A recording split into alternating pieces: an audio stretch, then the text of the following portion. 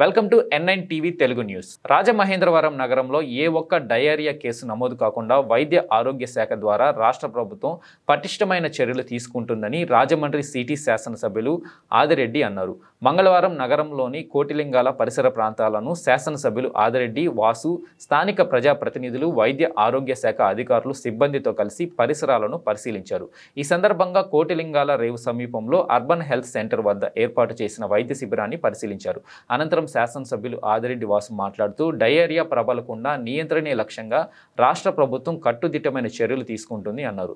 రాష్ట్రంలోని అనేక ప్రాంతాల్లో డయేరియా వలన ప్రజల ఆరోగ్యం క్షీణించడం మనం గమనిస్తున్నాము. ఇది గమనించి రాజమండ్రి నగరంలో ముందుగానే అప్రమత్తమై డయేరియా కేసులు నమోదు కాకుండా కార్యాచరణతో వైద్య సిబ్బంది ఇంటింటికి వెళ్లి ప్రజల ఆరోగ్యం తెలుసుకోవడం, వారికి తగు జాగ్రత్తలు, సూచనలు అందించడంతో పాటు జింక్, ORSS మందులు అందించడం జరుగుతుందన్నారు.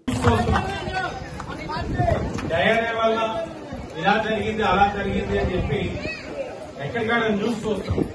కానీ ఇక్కడ మన వరకు మన సిటీలో ముందు నుంచి అప్రమత్తమై హెల్త్ డిపార్ట్మెంట్ వారు ఇంటింటికి సర్వే చేయడం, జాగ్రత్తలు తీసుకోవడం, ప్రజల్ని వేడి నీళ్లు కాచి త్రాగాలి అన్నది అప్రమత్తం చేయడం వల్ల మనం చాలా సేఫ్ పొజిషన్ లో ఉన్నాం.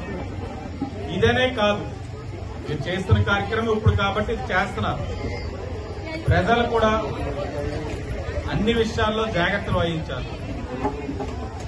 వచ్చేది వర్షాకాలం, ఇంకా చాలా ఉంటాయి సీజనల్ ఇన్ఫెక్షన్స్ అన్ని. వాటన్నిటి నుంచి కూడా అప్రమత్తమై ఎక్కడైతే అర్బన్ హెల్త్ సెంటర్స్ ఉన్నాయి, అక్కడ మెడిసిన్స్ ఉన్నాయి, డాక్టర్స్ ఉన్నారు, వాటి అన్నింటినీ కూడా అక్కడ ఉన్న ఫెసిలిటీస్ కూడా ఉపయోగించుకునేటట్లు అందరూ కూడా ప్రజలు అప్రమత్తం అవ్వాలని. ఏ సమస్య వచ్చినా డాక్టర్స్ ఉన్నారు, ఇప్పుడు మళ్ళీ ఇక్కడి నుంచి సర్వే చేస్తారు. వారి యొక్క సర్వీసెస్ ని వారు చేస్తే కార్యక్రమాన్ని ఉపయోగించుకోవాలని ప్రజలందరికీ విజ్ఞప్తి చేస్తూ అందరికీ ధన్యవాదాలు. సీజనల్ చేంజ్ వల్ల డయేరియా కేసెస్ రోజు రోజుకి పెరుగుతా ఉన్నాయి. అది మనం చాలా చిన్నగా చూస్తాం, ఏముందిలే అని. కానీ ఆ కేసెస్ పెరిగే కొద్దీ మనిషి యొక్క వైటల్ పారామీటర్స్ అంటే బీపీ కానీ పల్స్ కానీ పడిపోయే పరిస్థితులు వస్తాయి. చాలా డేంజర్. నిర్లక్ష్యం వ్యవహరించకూడదు. ఈ విరోచనాలు కానీ ఇలాంటివి అయినప్పుడు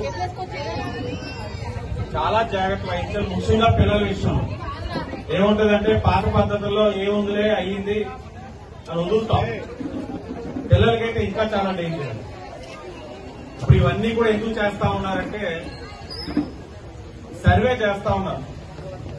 ప్రతి ఇంటికి వెళ్లి ఎవరికైనా ఈ సిమ్టమ్స్ ఉన్నాయా, ఉంటే తీసుకోవాల్సిన జాగ్రత్తలు ఏంటి.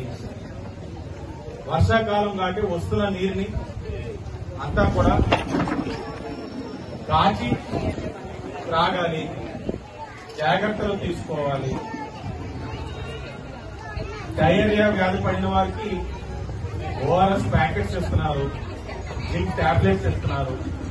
ఇవన్నీ కూడా ఎందుకు అన్నది ప్రజల దగ్గరికి వచ్చి డిపార్ట్మెంట్ సర్వే చేస్తా ఉన్నారు.